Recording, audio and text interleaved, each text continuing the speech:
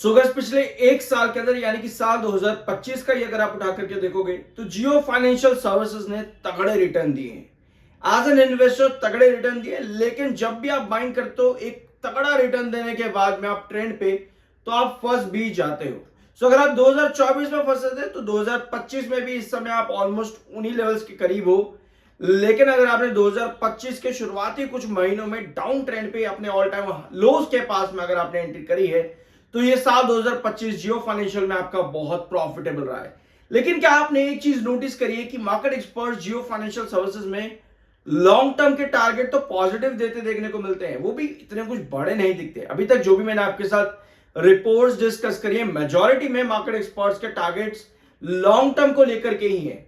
अगर आपने वो सभी रिपोर्ट्स देखी है तो कमेंट बॉक्स में यस जरूर लिखना अगर आप लंबे समय से चैनल पर हो। लेकिन अगर नहीं देखी तो कुछ रिपोर्ट्स अभी हम यहां पर लेंगे और टारगेट्स मार्केट एक्सपर्ट्स के यहां पर समझेंगे। We are NISM 7 certified, subscribe करते हुए आपको शर्म बिल्कुल नहीं आनी चाहिए, सही जगह पर आप यहां पर हो, ठीक है। सो पहली रिपोर्ट पर आते हैं मार्केट एक्सपर्ट्स की तरफ से, जो कि आती है जियोजीत फाइनेंशियल्स गौरांग शाह की तरफ से। गौरांग शाह का यहां पर कहना है कंपनी का मैनेजमेंट और फाइनेंशियल्स दोनों बहुत अच्छे हैं और जियो फाइनेंशियल सर्विसेज एक गुड कंपनी है, ठीक है। भैया कंपनी अच्छी है, ठीक है, समझ में आ गया। लेकिन गौरांग शाह का जो यहां पर टारगेट है आपके जियो फाइनेंशियल सर्विसेज को लेकर के वो है 350 का, और वो भी लॉन्ग टर्म में। If your view is long term then you should not worry of the stock consolidations और शोज करेक्शन। यानी कि अगर आप एक अच्छी कंपनी में हो तो आपको लॉन्ग टर्म के अंदर वहां बने रहने में कोई दिक्कत नहीं है, वो भी तब अगर स्टॉक कंसोलिडेशन दिखा रहा है या पर करेक्शन दिखा रहा है। इतना कह के इन्होंने बाइंग की रेटिंग दी है जियो फाइनेंशियल सर्विसेज में लॉन्ग टर्म के लिए और टारगेट रखा है 350 के आसपास का। अब यह बात हो जाती है लॉन्ग टर्म की। अगर आप देखोगे विवेक कारवा जो कि एक और मार्केट एक्सपर्ट है, इनका भी आपको सिमिलर ही ओपिनियन देखने को मिलता है 350 के टारगेट के साथ में। अब 350 के टारगेट आपने काफी सारी रिपोर्ट्स में अलग अलग जगह पे सुने होंगे। एक और रिपोर्ट लेते हैं यहां पे, ठीक है। ये रिपोर्ट आती है राजेश भोसले की तरफ से जो कि एंजल वन से। इनकी क्या एक्सपेक्टेशन है जियो फाइनेंशियल सर्विसेज से वो भी यहां पर देखते हैं। तो इनकी एक्सपेक्टेशन है जियो फाइनेंशियल सर्विसेज में 335 से 345 रुपीज तक की।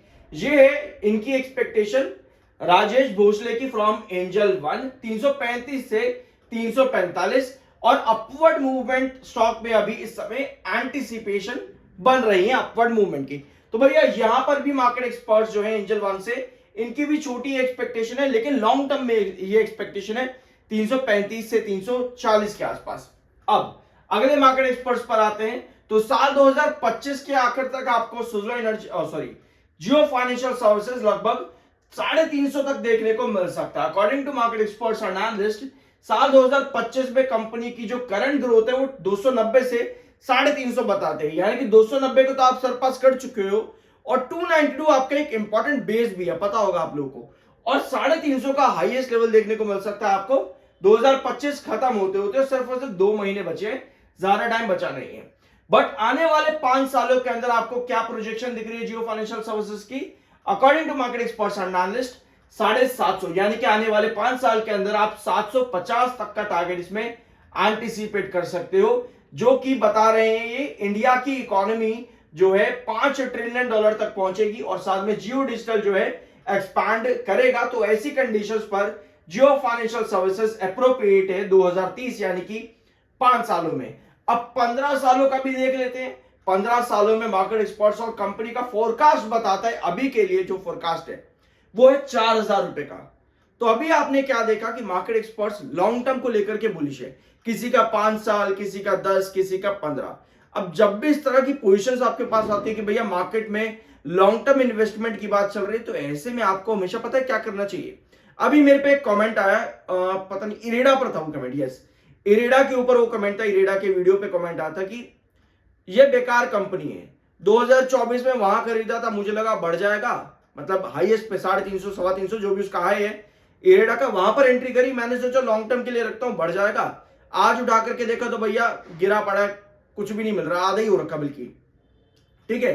मतलब उन्होंने 300 पर लिया, सोचा लॉन्ग टर्म के लिए, एक साल बाद आकर के देखा तो उनका शेयर आधा हो रखा है।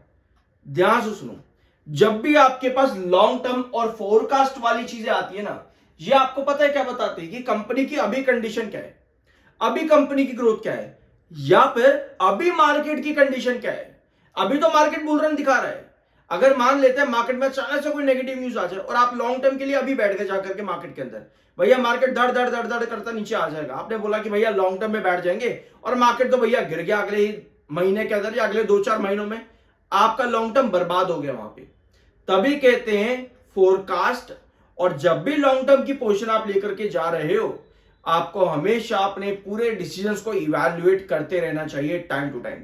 मुझे पता है ये बातें आप लोगों को बहुत ज्यादा बेकार की लगती होंगी कि यार क्या ही बेकार की बातें कर रहा है, बट यार क्या कहूं मैं, समझाने का तरीका है ये, बाकी आपकी अपनी मर्जी है। 74 का एमएफआई जो कि अभी बेरिश है, 53.9 का आपका आरएसआई है, टेक्निकल्स अभी न्यूट्रल प्लस बेरिश है। अब आते हैं जियो फाइनेंशियल सर्विसेज के चार्ट पैटर्न पे। सो ये है चार्ट। इस समय आपका जो ब्रेकआउट बना है वो इस डायगोनल के ऊपर बना है। ये डायगोनल पे आप एक बार, दो बार, तीन बार, चार बार आप रिजेक्शन फेस कर चुके हो, लेकिन रिसेंट में अगर आप देखोगे यहां पर तो आपको ब्रेकआउट मिला हुआ है, डायगोनल के ऊपर आप सस्टेन कर रहे हो, और साथ में अगर आपको दो ट्रेंड नजर आ रहे हैं यहां पे, थोड़ा जूम इन करते हैं ताकि आपको नजर आए। सब्सक्राइब जरूर कर देना because we are NISM 7 certified. वापस आते हैं यहां पर, ठीक है। ये इस समय आपका ट्रेंड है, आपने इस डायगोनल के ऊपर ब्रेकआउट कर रखा है। इस समय आपके पास बायर की कंडीशन अच्छी दिख रही है, और आपको क्या नजर आ रहा है कि 310 से लेकर के 315 ये इस समय आपके क्या बने हुए, कंसोलिडेशन जोन। 315 जो कि आपका रिस्ट्रिक्शन है, और 310 जो कि आपका इंपॉर्टेंट बेस भी है। अगर ये कंसोलिडेशन इस तरह से अच्छा टिकता है और कमिंग सेशंस के अंदर आपके पास कुछ इस तरह की कैंडल आती है जो कि 315 के रिस्ट्रिक्शन के ऊपर सस्टेनेबल क्लोजिंग दे, तो उस कंडीशन पर नेक्स्ट फ्रीक्वेंट रिस्ट्रिक्शन जो आता है आपका 320 पर आता है, ठीक है। अब आप कहोगे भैया ये क्या बात हुई, हल्का सा भागा, तूने यहां पर रिस्ट्रिक्शन लगा दिया, तूने बोला कि भैया यहीं तक ही जाएगा। ध्यान से देखो, चार्ट को थोड़ा सा जूम आउट करते हैं ताकि आपको अब यहां पर नजर आए। इधर देखो, आपको क्या नजर आ रहा है कि 310 आपका एप्रोप्रिएट बेस है, 310 के बाद 315 का रिस्ट्रिक्शन आता है, 315 के बाद 320 का फ्रीक्वेंट रिस्ट्रिक्शन है, ठीक है। ये तीन लेवल्स आपको यहां पर नजर आ रहे हैं जो कि आपके पहले भी एक अच्छा काम करके गए हैं। यहां पर देखो, यहां पे ये तीन लेवल अच्छा काम करके गए थे, और यहां पर भी। सो वही चीज आपको अभी भी रिपीट होती देखने को मिल रही है जियो फाइनेंशियल सर्विसेज में। इस समय भी आप सिमिलर पैटर्न पर हो, यहां पर भी सिमिलर पैटर्न पर हो। अब 315 पर रिस्ट्रिक्ट इसलिए कर रहा है क्योंकि यहां आती है आपके पास ऊपर की टेल लंबी हो रही है जो कि सेल को इंडिकेट कर रही है, और 310 पर इस समय आपके पास बायर एक्टिव है, और जितने स्ट्रॉन्ग बायर आपके पास 310 पर एक्टिव होंगे और डायगोनल के ऊपर रहेंगे, उतने ही ब्रेकआउट की पॉसिबिलिटी आपकी बनती है। तो अभी आपकी नजर रहनी चाहिए कि 315 पर आप कितना ब्रेकआउट के लिए जा रहे हो, और 310 के ऊपर आप कितना सस्टेन कर रहे हो, ठीक है। क्योंकि अगर इस डायगोनल के नीचे आप फिर से यहां पर आने लगे तो उस कंडीशन पर आपका ब्रेक डाउन बन जाएगा। यानी कि आपको क्या क्या समझ में आया यहां पर कि आपको किस ट्रेंड पर कितनी नजर रखनी है, किस डायगोनल पर आपको कैसे काम करना है, किस डायगोनल के साथ में कौन सी हॉरिजॉन्टल पर 310, 315 या 320 पर आपके पास कौन सी कैंडल का फॉर्मेशन होना चाहिए जिस पर आपको नजर रखनी है। आगे ये चीजें क्लियर हो चुकी होंगी। यहां पर बाय सेल की कोई रिकमेंडेशन नहीं, वो आपका अपनी मर्जी और ओपिनियन होना चाहिए। We are NISM 7 certified. Subscribe के बिना मत जाना। मिलता अगले वीडियो में।